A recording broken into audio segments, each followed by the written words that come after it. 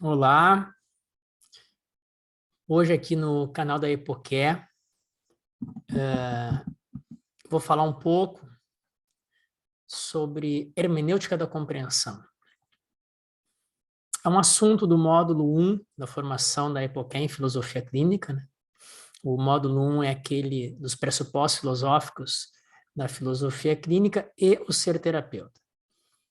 No vídeo anterior sobre fenomenologia, eu já falei um pouco sobre isso, sobre o ser terapeuta. A fenomenologia na filosofia clínica não faz parte da metodologia, do método, mas faz parte da postura terapêutica, do ser terapeuta. E a hermenêutica da compreensão também. A gente vê com mais amplitude na formação, mas então aqui eu vou dar uma rápida noção de como a filosofia clínica empresta esse conceito para a prática terapêutica. Lembrando sempre que esses conceitos filosóficos, esse do Hans-Georg Gadamer, filósofo nosso contemporâneo, alemão, não é o conceito de hermenêutica da compreensão propriamente dito, mas Lúcio Pachter emprestou, né, se inspirou nesse conceito e traduziu ele para a prática terapêutica, no nosso caso aqui, na postura do terapeuta frente ao outro que aparece para fazer a terapia.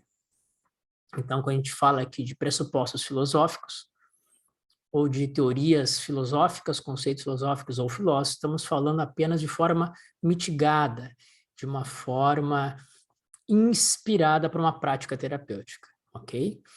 Então, aqueles que procuram saber filosoficamente sobre a hermenêutica da compreensão, em Gadamer, não falaremos aqui, não aprofundaremos esse conceito filosoficamente, essa teoria filosoficamente, mas apenas aqui no intuito de que nos sirva para a postura terapêutica, para a metodologia da filosofia clínica.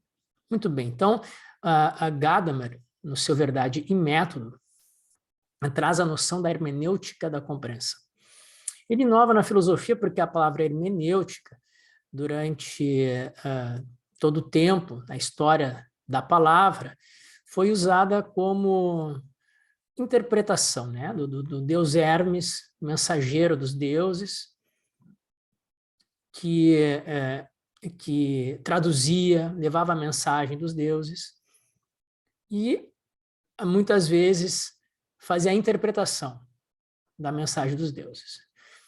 Então, costumou-se usar a hermenêutica como interpretação. Então, a hermenêutica dos textos religiosos, a hermenêutica no direito. E Gadamer pega essa palavra e transforma ela numa relação ética. Diz ele, lá em Verdade e Método, que a hermenêutica é uma forma de lidar com o outro.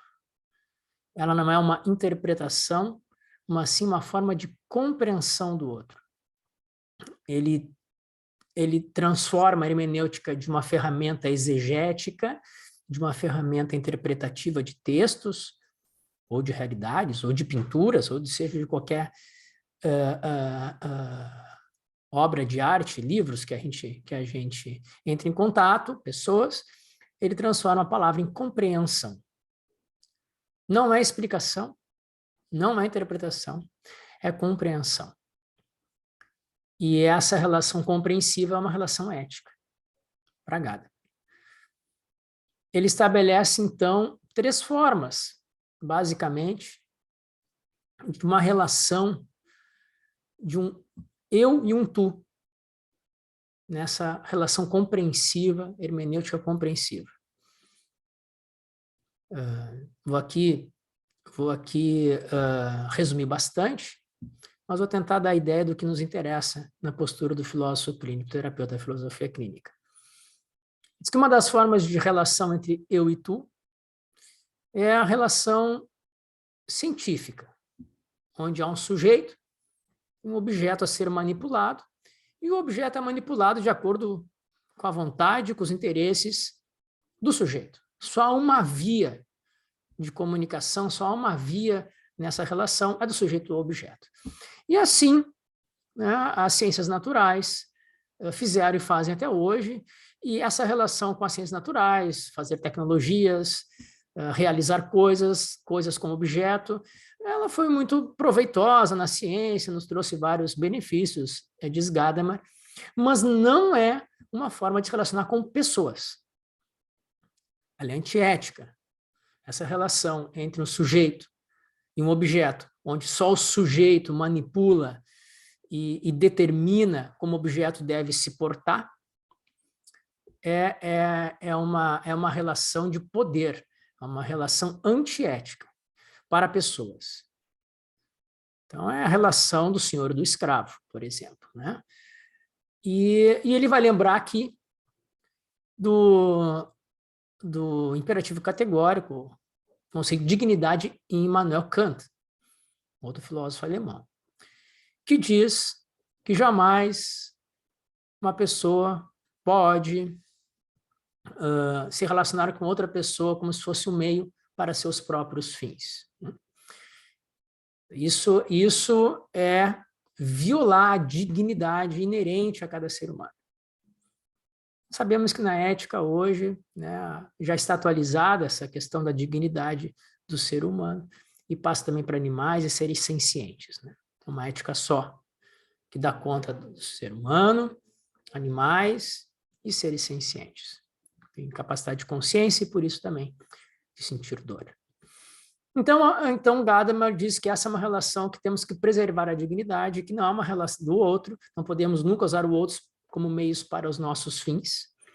Então aqui já acaba com a escravidão, com o trabalho infantil, com todo tipo de coerção entre um ser humano e outro. Proíbe eticamente, moralmente esse tipo de relação. Essa não é uma forma de lidar com as pessoas, vai dizer Gadamer.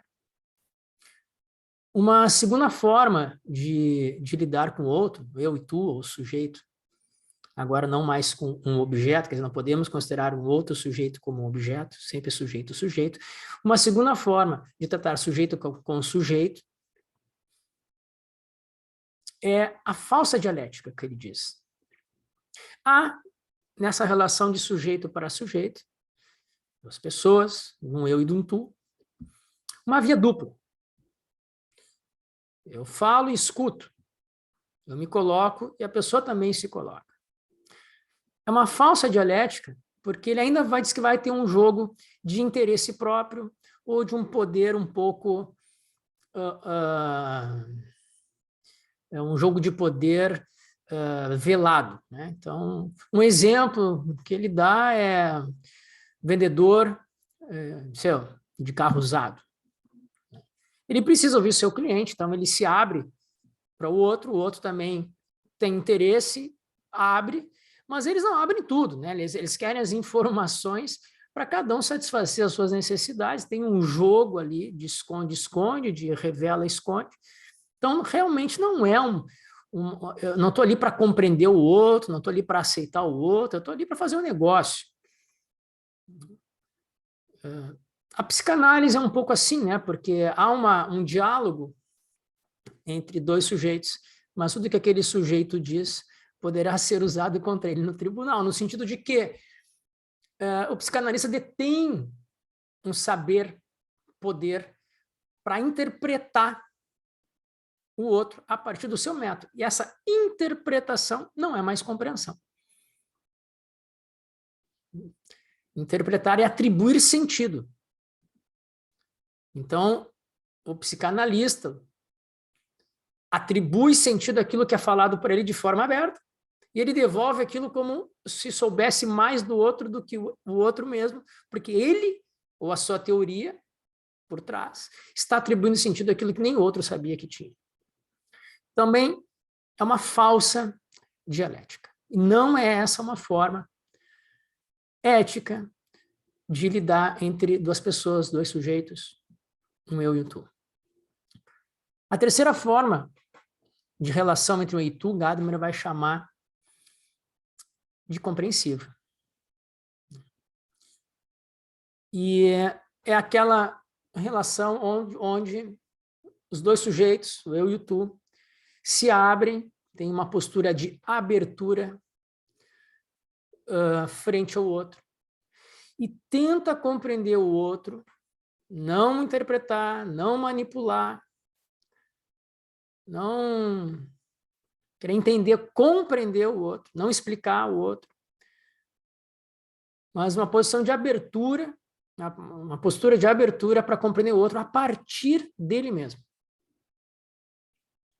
Essa é a única forma ética de relação entre eu e tu, né, duas pessoas, que o Gadamer aceita. Então, onde as duas pessoas no diálogo, há um verdadeiro diálogo, a verdadeira duas vias completamente abertas. Eu me abro para ouvir o outro, a partir dos critérios do outro, eu dou direito ao outro se colocar como ele é, sem julgá-lo, dou, inclusive, o direito de ter razão sobre mim, e vice-versa. Esse seria a compreensão, a hermenêutica da compreensão, uma relação verdadeiramente ética para Gadamer. Há perigos aí, né? Por isso que às vezes ela não acontece. Vá que eu acabe compreendendo tanto o outro que eu acabe mudando de opinião. Isso acontece muito na filosofia, né? Então, autores, a gente fala muito que tem filósofos, tem a fase 1, fase 2, né? Porque eles começam com uma teoria, mas eles vão estudando e lendo de forma aberta outros autores, as críticas que recebem da sua teoria e vão alterando ela. Esse é um perigo.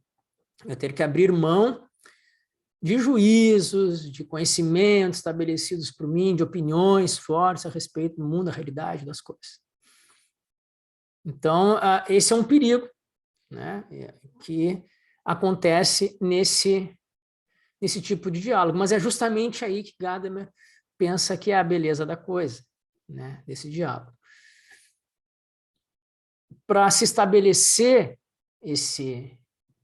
essa relação eu e tu, Gadamer vai falar de uma figura chamada círculo hermenêutico, né? Que é onde as duas pessoas, dois sujeitos, começam, estabelecem uma relação, um diálogo. Isso pode ser com uma obra de arte, com um livro, com uma teoria, com outras pessoas. Okay?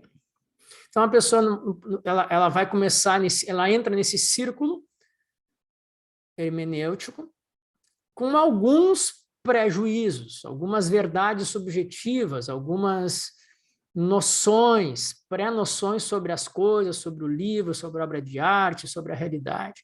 Ela precisa ter alguns pré-juízos, né, juízos antecipados que permitam antecipadamente que eu me coloque frente à experiência. Mas não quer dizer que eu tenha que ir com esse pré-juízo até o final assim. Logo em seguida que eu entro com esses pré-juízos, nesse círculo hermenêutico, nesse diálogo compreensivo, nessa postura de abertura frente ao outro, seja o que for, uma pessoa, livro, objeto, né, obra de arte, eu faço uma fusão de horizontes. E nessa fusão de horizontes, eu deixo os horizontes do outro entrarem, assim como também coloco abertamente os meus. Outro problema aí, né, que é abrir-se, ficar vulnerável ao outro, né? Nessa fusão de horizontes, se cria e se recria os horizontes de significados e de sentidos, compreendendo como o outro percebe isso. Eu não preciso interpretar o outro. Eu não preciso colocar, atribuir sentido ao outro. É só ouvir o que ele está me dizendo. E compreender o significado e sentido, a interpretação que ele dá para as coisas, mesmo que seja contra os meus pré-juízos iniciais. Nessa fusão de horizontes, nessa atribuição e reatribuição de sentidos, eu acabo finalizando, né, tem mais algumas fases, algumas partes, né, na filosofia, né, de Gadamer, mas, né, vamos aqui resumindo, finaliza-se esse círculo revendo aqueles prejuízos iniciais. Então, quando eu completo o círculo hermenêutico, eu já não sou mais o mesmo. ou tenho grande chance de não ser mais o mesmo. Porque se eu me abrir verdadeiramente para o outro e tive um diálogo hermenêutico, franco, aberto, e me coloquei abertamente ao outro, pode ser que no final desse diálogo eu já pense diferente, refine meus prejuízos, traga outros que não eram meus, ou até reafirme meus prejuízos iniciais, mas adicionando, retirando, já não são mais as mesmas coisas, já não são os mesmos juízos, pré-juízos que eu tinha antes. Só que é muito bonito, é muito legal essa ideia de Gadamer, mas onde é que a gente vai colocar isso em prática? Na política, onde as pessoas estão ali, como no diálogo 2, para vencer? Ou até no diálogo 1, para manipular? Onde é que nós vamos ter um espaço, um campo de diálogo onde isso realmente aconteça? Vamos ter que voltar à Grécia Antiga, na Ágora? As pessoas estão dispostas, pelo bem maior da cidade, reverem seus prejuízos? Também será que era bem assim? Hannah Arendt vai dizer no livro aquele da Vida Ativa, se não me engano, não é a vida ativa, é a condição humana, que o verdadeiro diálogo só se dá quando ninguém tem nada a perder ou não está querendo ganhar nada. Onde não há disputa. Ou seja, sentado na mesa do bar, fim de semana com os amigos. Mas Gadamer quer que esse diálogo adentre, né, as camadas sociopolíticas. Isso é um problema. Porque ali outros parâmetros entram nesses diálogos. Então, num debate político, não vai acontecer isso. Numa discussão de uma doutrina religiosa, também não vai acontecer isso. Em algumas disputas acadêmicas, filosóficas, também não vai acontecer isso. Bom, eu digo para você onde é que acontece. Na filosofia clínica. E a gente chama isso, esse círculo hermenêutico que Gadamer coloca, na filosofia clínica ele tem um apelido chamado construção compartilhada. Não há disputa. O filósofo clínico faz a sua epoqué, a sua redução fenomenológica, a sua postura de colocar seus juízos, seus valores, suas normas de vida, seus pensamentos próprios entre parênteses, como dizia Edmundo Husserl, ou joga para trás e dá o espaço para que o outro apareça como ele é. Então, uma postura fenomenológica é deixar que as coisas apareçam como elas são, sem julgamentos, sem pré-juízos valorativos, normativos. Nesse espaço que o outro se coloca, porque o filósofo clínico faz uma redução dos seus fenômenos, coloca para trás. Quando a pessoa se coloca ali agora, é hora de compreendê-la. Compreendê-la a partir de seus próprios critérios próprios, atribuições, significado e sentido da interpretação que ela dá à sua vida, à sua representação de mundo. Então, fenomenologia, hermenêutica da compreensão se unem, né, numa postura terapêutica do ser terapeuta na filosofia clínica. Então, na filosofia clínica, verdadeiramente, acontece esse terceiro diálogo, né, terceira forma de relação entre eu e tu, ou sujeito que Gadamer coloca. No site da Epoqué, filosofiaclinica.com/home, na página principal, lá embaixo, vocês vão rolar, vão ter 4 PDFs, eu acho, que é para baixar gratuitamente. Um deles é exatamente Eu e Tu em Gadamer na filosofia clínica, né? Um texto que eu escrevi, está em forma de artigo técnico, mas é uma linguagem acessível, ok? Então, essa é a hermenêutica da compreensão de Gadamer na filosofia clínica, que nem a fenomenologia não é metodológica, né? Ela faz parte da postura do terapeuta antes de se apropriar do método, da metodologia. Metodologia da filosofia clínica. Exames categoriais, estrutura de pensamento, submodos, é uma coisa. A postura na qual o terapeuta se coloca frente ao fenômeno humano, aquele que vem para a terapia, e a postura que o terapeuta filósofo clínico se apropria do método, é que é fenomenológica e compreensível com a hermenêutica da compreensão em Gadamer. Então, a filosofia clínica não é uma metodologia hermenêutica compreensiva. A hermenêutica da compreensão faz parte da postura do terapeuta. E é isso que nós vemos com bastante amplitude, no módulo 1 da formação de filosofia clínica, na EPOQUE. É só para lembrar que a cada 4 meses, a EPOQUE abre o módulo 1. Né? Então, como é uma formação em módulos, cada módulo dura 4 meses, e assim vai sucessivamente os outros módulos, e o 1 sempre abre a cada 4 meses, permitindo que as pessoas possam fazer o módulo e não esperarem até acabar o curso para fazer, né? Então, se vocês forem no site da EPOQUE, vai ter ali as datas e informações sobre a abertura de módulos, o 1, né, para aqueles que estão iniciando, e os outros para quem está dando sequência. Bom, então, esse é o vídeo sobre a hermenêutica da compreensão, uma teoria, né, o sistema teórico do filósofo alemão Hans-Georg Gadamer, né, a qual Lúcio Pachter empresta partes dessa teoria gadameriana para inserir como prática terapêutica, no caso aqui, como uma prática da postura do ser terapeuta.